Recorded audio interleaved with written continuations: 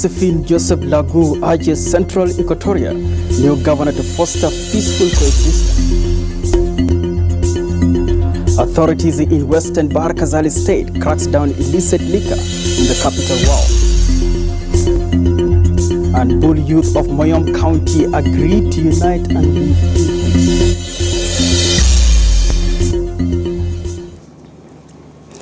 Good afternoon, everyone, and welcome to the News Hour on SSBC. I'm Joe Marang, and we are coming to you live from Juba, South Sudan. As we begin off, a national call for unity and peace from key government officials, including Vice President Josephine Joseph Lagu, has marked the appointment of Rabbi Munjuni Emmanuel as Governor of Central Equatoria State.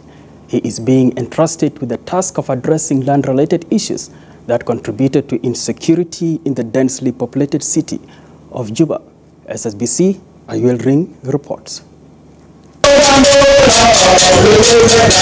As the leadership of Central Equatoria State transition, expectation for decisive action and improved service delivery are high among the state elite and Juba residents, has demonstrated by light turnout at the ceremony held in honor of Governor Rabbi Munjuni Emmanuel, who replaced Agustino Jadala Wani. Addressing the event at the governor's residence in Jebel, Vice President for Service Cluster Josephine Joseph Lagu used the occasion to echo President Kiir's directive to the newly appointed Governor Rabbi Munjuni Emmanuel, urging him to foster peaceful coexistence by addressing land-related disputes that continue to fuel insecurity in the city. I want to assure General Rabbi that there is no job that is too difficult for a general. There's no job that's too difficult for a general. All that you have gone through has been a training for you for this job. Your training has prepared you for it, and what's more, you are not going to be alone in executing your responsibilities. The national government will support you. The state government will work side by side with you. And our people, our great people of Central Equatoria State will stand with you. What I would just like to urge here is that we do need to see unity. If you are united, prosperous, hardworking, that will give a very, very good example to the rest of the country. Central Equatoria should be exemplary state in our country.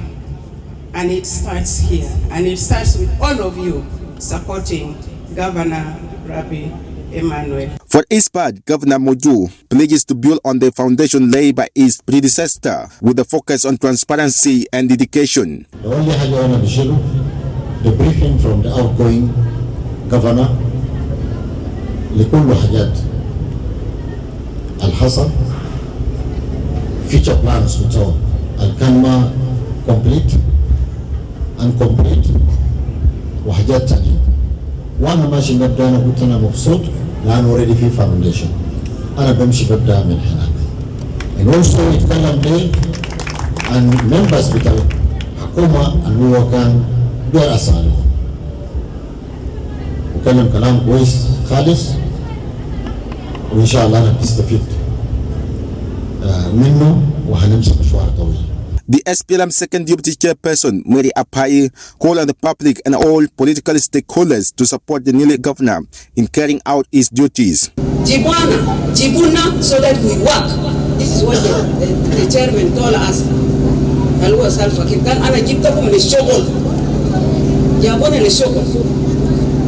Ma jabona asanamakan awal. Ma jabona asanamakan, jabona asanamakin nas bitana ina shakil makalam tomo. Mush namakin baadna awal. Deputy Governor of Central Equatoria State, Paulino Lukudu Opede, reaffirmed the state government is commitment to working as a united team. Be assured of our commitment. We are going to give you all the necessary assistance. We are going to support you. Can never be led, or can never nahar, and never be give man. Continue to be effective, continue to deliver service to your people so that you leave a footprint in the government of Central Equatorial State. The reception marked a significant movement in political transition of Central Equatorial State with renewed call for unity, development, and effective governance under the leadership of Governor Rabi Muju Emmanuel. Reporting for SSB. The Public Financial Management Oversight Committee, in its regular meeting chaired by the Minister of Finance and Planning, Dr. Marial Dongril Ater, listened to a presentation on the status of the Public Financial Management by the Secretariat of Public Financial Management on Thursday. Public Financial Management is a body mandated and tasked to work for economic reforms as well as institutional reforms according to the provisions of the 2018 Revitalized Peace Agreement. During the meeting, Dr. Dongrin Ater clarified the challenges being faced by the government in paying civil servant salaries. The minister also updated the meeting on the 2025-2026 fiscal year budget. The chargé d'affaires at Norwegian Embassy and acting co-chair of the Public Financial Management Oversight Committee, Inga Elizabeth, stresses the importance of accountability and transparency to ensure services delivery. We are working together with the commercial bank and the central bank to address the issue of payments. There has to be payment options that individuals don't have to walk to a bank when they receive their salaries to carry cash, and it cannot be sustained. It is not happening anywhere in the world, and so there are initiatives now to ensure that we work with mobile operators for mobile payments with the commercial banks, such that payments are done through they are done digitally, as opposed to everybody walking to the bank at the same time to go and cash all the money that is paid through as salaries. But we are very optimistic as a government, despite the challenges are still there, that the fact that we lost a huge chunk of our revenues due to the shutdown of the oil is now operating still with the challenges, and we are improving revenue collection, which are the main sources for the public revenue. So, and we are putting in place such reforms, including reducing the huge cash circulation in the economy, which has an impact also on the inflation. We are targeting critical sectors of our economy for investment, especially in the upcoming budget for 2025-2026. Good PFM must ensure that public funds are used efficiently and effectively to deliver essential services to the South Sudanese people, like healthcare, education, and infrastructure. We need to see payment of salaries and job creation, leading to opportunities for South Sudanese citizens, which will contribute to long-term stability and peace. We remain committed to building resilience and good governance within the financial sector in accordance with the peace agreement. Fighting and military confrontations have continued in parts of the country between signatories to the peace agreement. There has to be a political solution to the current conflict. A political solution in South Sudan must include all the parties to the RRCs, other stakeholders, civil society, women and youth. Government and the United Nations reviewed the humanitarian situation and the impact of flooding on education infrastructure. The Minister of General Education and Instruction, Dr. Abul Kuyuk Abul, met with the UN Humanitarian Coordinator, Anita Kiki, in Juba on Thursday. The meeting focused on the overview of the anticipated flooding and its impact on education infrastructure. In a statement following the meeting, Dr. Kuyuk says floods have damaged education infrastructure in various parts of the country, expressing government commitment to rehabilitate the facilities and avail education to the displaced population. On her part, Anita Kiki emphasized collaboration efforts to addressing challenges facing the country's education and health sector, as well as flood insecurity. As you have seen, there are places in this country that have experienced flooding for the last 4 years consecutively, and this has really negative impact on the schools. So we've been trying to renovate some of these schools, but obviously there's a displacement of a very large number of people in these places, in these areas, and of course, education for these kids is very important. It cannot wait, as you said. So we're trying to provide schooling for them in where they are displaced, but the current economic financial climate has changed. So the UN agencies are experiencing shortage in terms of funds that they used to get from their main donors, whether it is in the US or Europeans, and this is a reality that we have to deal with. Reiterate that the government is committed to ensure that education is supported. We talked about the upcoming flooding season, the impact this will have on schools and infrastructure. I also talked about cholera outbreak in the country at the moment. We agreed that education is an area that we have to continue working on jointly. We talked of some of the other benefits of ensuring kids are in school. We find that the schools are a good way of passing messages, for example, about what needs to be done around cholera and flooding. I briefed him on the recent IPC results, our concerns about food security. And legislators representing Tumbura County in the National Parliament have raised concern over challenges facing the community. The legislators led by Angelo Beda raised their concerns during a meeting with the Minister of Humanitarian Affairs and Disaster Management, Albino Akol Attack, on Thursday. In a statement to SSBC shortly after the meeting, Angelo Beda says the meeting discussed challenges facing the county communities, especially the recent conflicts in the areas which has affected the agriculture and basic service delivery, including health and education. Beda says the minister promised to address the challenges facing the people of Tumbura County.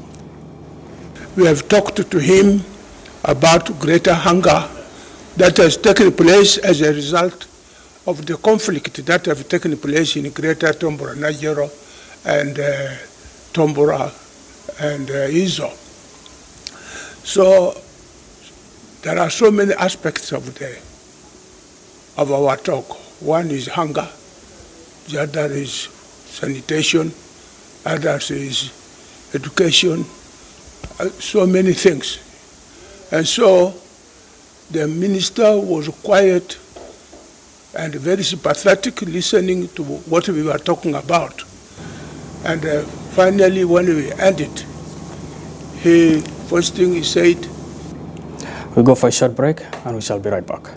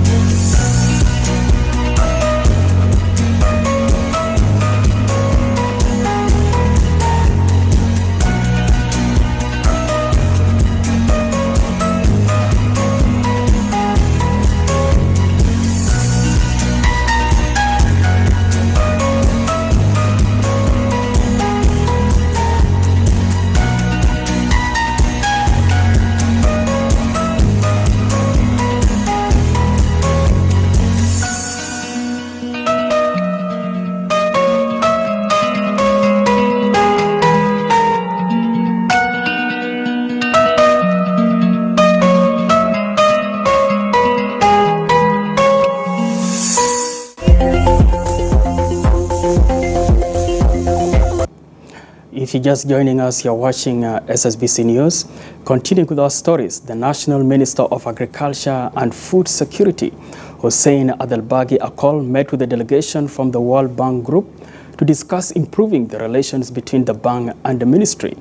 The ministry's Under-Secretary, Professor Matthew Gordon, says the meeting focused on areas of cooperation and the activities of the World Bank in the country. The World Bank Group Country Manager, Charles Underland, expresses the bank's commitment to implementing its projects in South Sudan. We just complete the meeting with the World Bank team headed by the World Bank manager, country manager, to discuss a number of projects which they are supporting and being implemented in the Ministry of Agriculture and Food Security. The discussion was very successful, and then the area of cooperation were clear, elaborated, and then we went ahead to come up with a further plan on how we can improve working relationship between the World Bank and the Ministry of Agriculture in implementing the project. Today I had the pleasure and honor of meeting the Honorable Minister of Agriculture and Food Security, Abdelbagi. We discussed cooperation and partnership between the World Bank Group and the Ministry in implementing a range of projects. We have a project that is supporting the development of cooperatives and more generally supporting livelihoods and agricultural productivity in several areas of the country. We have another project that works on providing support, or social safety nets support for vulnerable and poor individuals in several parts of the country as well. And we implement these projects in partnership with and through the ministry. It's important for us to touch base on it from time to time in order to deal with operational issues to ensure the smooth implementation of these projects. For these projects need to get implemented because they're going to deliver services and livelihoods for the people of South Sudan. Very happy to have had the meeting. I think it was very fruitful. It was very useful, again, to go over the details of what we are doing and what we aim to achieve and to map out the things that we need to do to improve our joint. The newly appointed Under-Secretary of the Ministry of Water Resources and Irrigation, Achir Manyuat, says provision of clean drinking water for the people of South Sudan is his top priority. Achir Manyuat and the new technical advisor, Peter Mahad, assumed office on Thursday. The Minister of Youth and Sport, Dr. Joseph Geng, attended the welcoming ceremony on Thursday.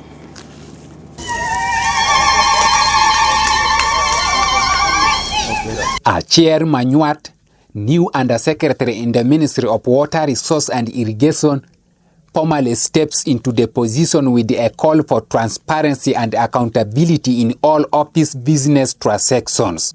Manyuat promised to work for providing clean drinking water for the people in the country. For me to achieve the goal of the ministry as accounting officer, it comes with a lot of responsibility. The responsibility of being accountable, transparent, and of course, a team player.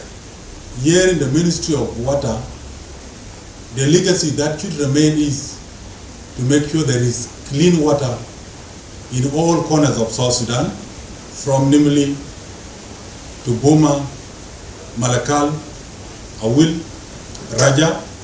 I believe the country will eradicate many diseases. On matters of flooding in some parts of the country, the new Under-Secretary says he will cooperate with the partners to have dikes constructed to channel off flood waters and so minimize damage. We have water which has a lot of pitch in those areas, but there are many ways we can mitigate the flood. One, through our collaboration with our development partners, we can create a dike that can prevent the movement of water from one point to another point. The chairperson of the Transitional National Legislative Assembly Standing Specialized Committee of Water, Resource and Irrigation, Magod Maker Maindi, says the committee will support projects for clean drinking water to the public. We encourage the government to give support to the urban water and all those people who are working with urban water to make sure that water connectivity is done throughout the country. And we are also looking into it that those who are supplying water into the houses must make sure that they should not raise the prices of the water higher, because we know that the economic situation is affecting everybody. And the moment you raise the prices of the water, you are killing the people indirectly. Water is life. You cannot live without water. Prior to the current assignment, Chair Manyuat was the Undersecretary in the Ministry of Trade and Industry. Isaac Ludori Emmanuel, SS. The acting force commander of the United Nations Interim Security Force for Abyei, Major General Robert Yao Afram, briefed the Deputy Minister of Foreign Affairs and International Cooperation, Akwei Bona Malwala, on the current situation in Abyei administrative area.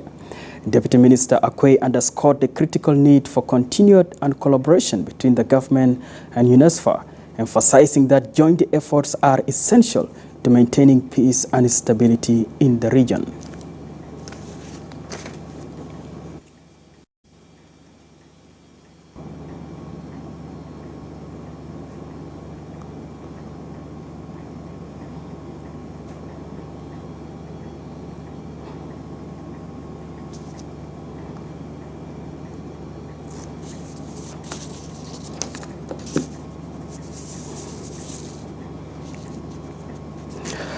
Ruweng, Pibor and Abyei ministers of Gender, Child and Social Welfare have appealed for adoption of multifaceted approach to effectively address gender inequality and promote inequality. These include economic empowerment initiatives, educational opportunities, and combating gender-based violence. SSBC, Abati Simon has more. Closing the gaps in gender equality implementation appeals for creating opportunities for women to enter into and advance in various industries and traditionally male-dominated trades. The Greater Bibor Administrative Area Minister of Gender, Child and Social Welfare, Elizabeth Kome, said it is important that the private and the public sector work together to bring about positive change in social norms to support gender equality and empower women. البديل النسوان والبنات especially في الجريدة بيقول إحنا نقدر نقول الكالتشر ما كويس زي الزواج المبكر للأطفال. طبعا عندنا عشان كده نحن بنعرف كلام مهم نربي البنات في المدارس. البنات لازم يبقوا عشان يقدروا يغيروا الجيل الحسي. أنا متأكدة كمان في كل ستيب المسؤولين كمان كلنا الموضوع ده نفس المشاكل. The Abyei Special Administrative Area Director General of Gender, Child and Social Welfare, Achek Deng Achek, asked for building proactive enterprises between the government and the development partners for addressing emerging issues.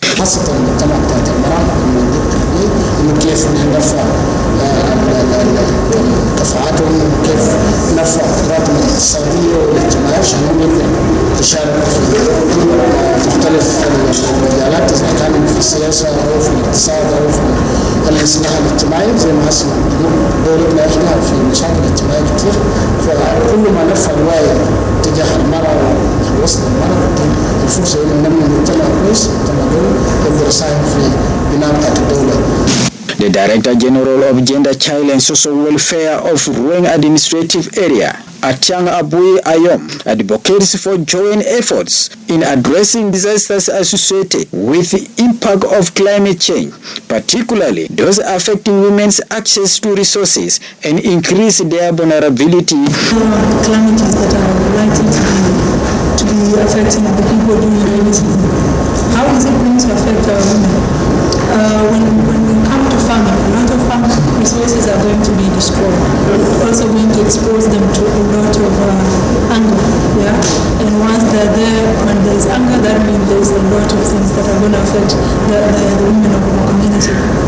Investing in gender disaggregated data collection and analysis is paramount to inform evidence-based policy making, besides encouraging men to take on caregiving responsibilities. Abate Simon Godo, SSBC News. We go for a short break and we shall be right back.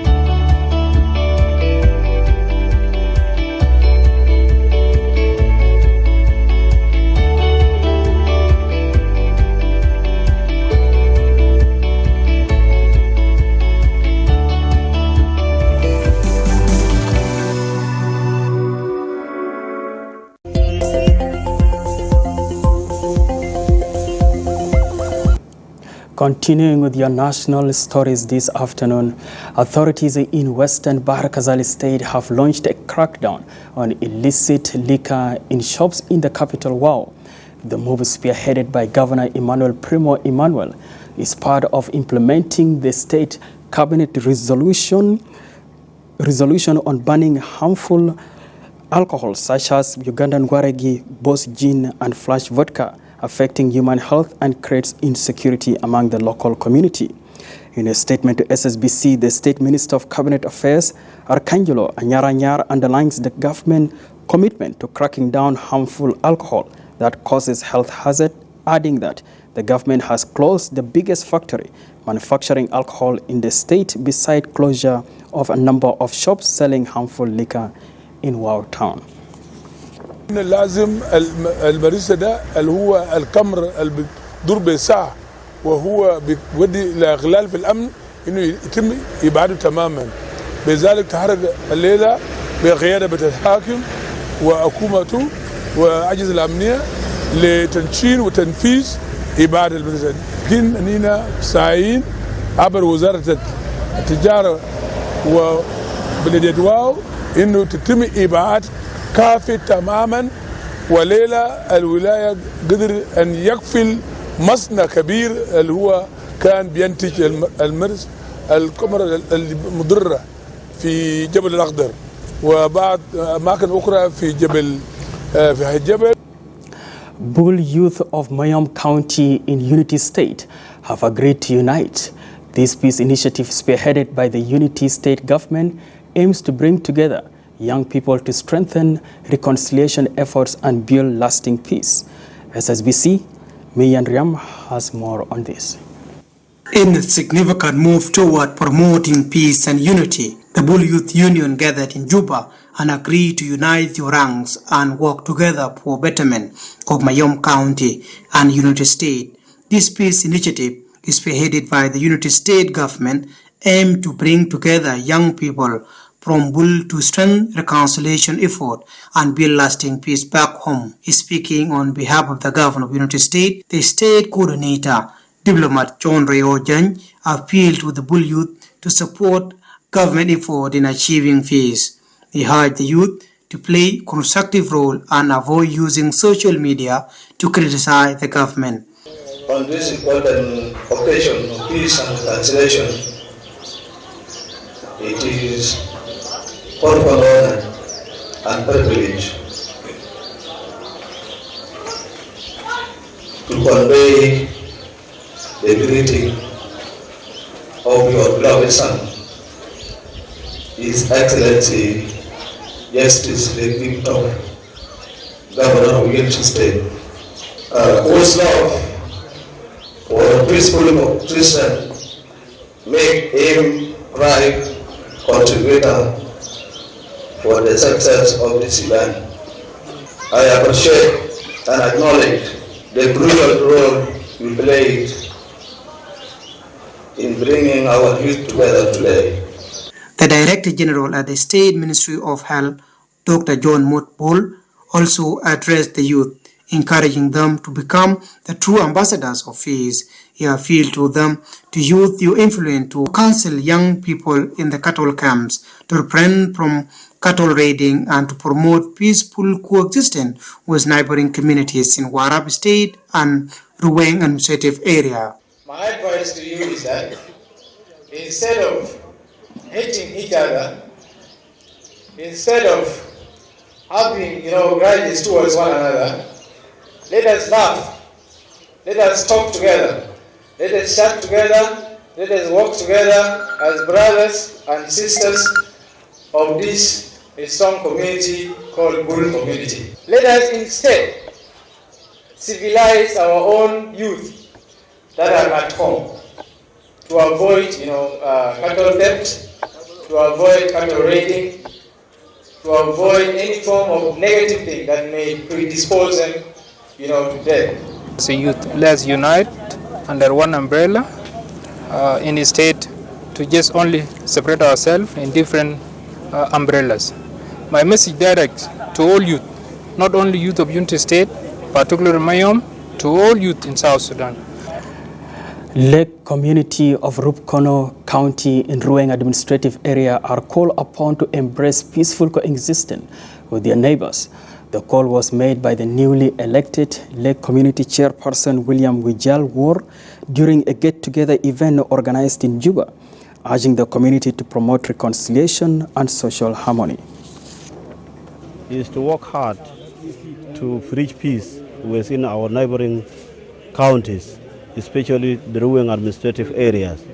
In fact, we are very happy, as you can see, the result of the election was free and fair.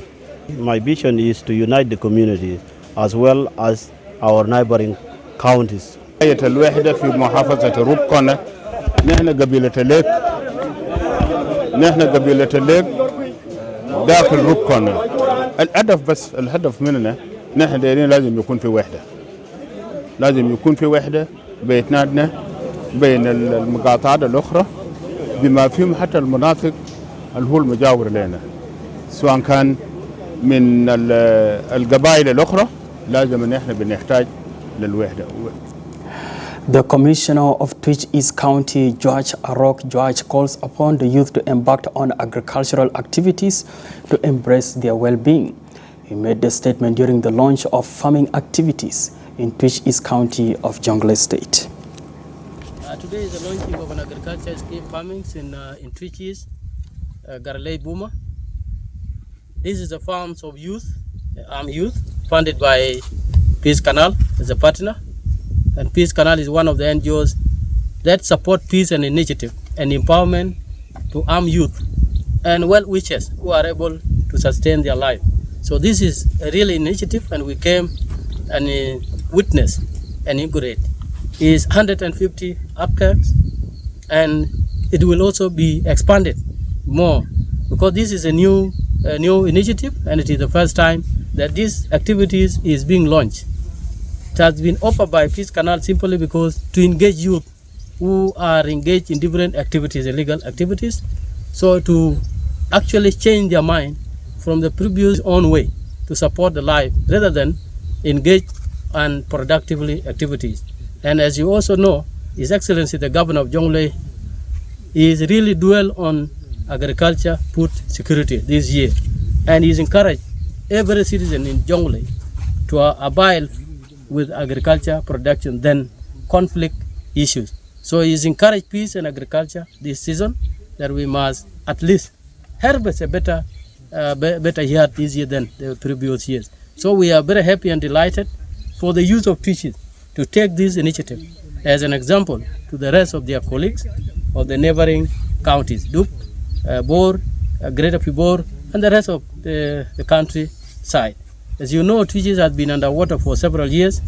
They have not harvested any yet, but this year we are optimistic to have a food product. Then, as you have seen, this is very fertile land. The National Ministries of Agriculture and Food Security and of Gender, Child and Social Welfare and Shabaka Mishaya organized various sports activities for refugees and the house host in Juba. During the event at the Buluk Playground, both professional and upcoming athletes from the refugees and the house hosts showcased their talents, a move aimed at promoting peace and unity. Athletes Emmanuel and head coach Joseph Ramadan both expressed their willingness to supporting sports activities. Community engagement specialist at the ministry, Ayama Xavier, said the activity is organized to promote social cohesion between the refugees and the house host. The Deputy Director for Protection and Refugees Welfare, Yawusu David, says the event aimed to promote sports talent among the players. I'm so proud to be here. The next sport that is coming on Saturday, I want to be like what I did. I want to do the same what I did today. My message to the refugees who are not part of this: don't lose hope. Don't lose hope for what you like. If you need what you need, force yourself to do it. Don't say that I can't make it in life, but you can do it in life. منافسات كان جميل جدا. منافسات كان يعني بيساعد في تالنت ظهروا في ريفيجيز، في ناس كويسين، واحتمال لقدام انهم مستقبل لو بمون بيستمر في تمارين بتاعهم. يعني هنا بس بنودي نقول انه الاختيار لما نمشي التيم لازم الناس يستمر في التمارين بتاعهم عشان لقدام بكون في امبروفمنت، في تمثيل لبرا. الريفيجيز يومين ده بيجي يجيب مثل بيودي لهم فرص في اولمبياد، في بطولة عالم، في بطولات الافريقيه. فعشان كده هنا في الجنوب كان عندنا ريفيجيز تيم تاع ريفيجيز، يعني هنا بكون انا متاكد ان هنا بكون كويسين. We started today with athletics, and on Saturday we have football for both refugees and the host community. That is put in a way that it will promote social cohesion between the refugees and the host community, as we know that sports is one of the social protection activity that brings in people together, and with this we are looking forward into seeing more activities that can promote social cohesion in the refugee hosting locations. Today we came here to do the preliminary of the track and field, those who can run the short distance, and then on Saturday we will continue with the long distance and then the finals of the preliminary that we did today. These activities, we call it sports for peaceful coexistence activities and social cohesion. This one is actually to bring refugees from the walk of life, those who are here in South Sudan. And that brings us to the end of this afternoon news bulletin from SSBC. For me and the rest of the team here in Juba, I am Joe Marang, and thank you for being with us.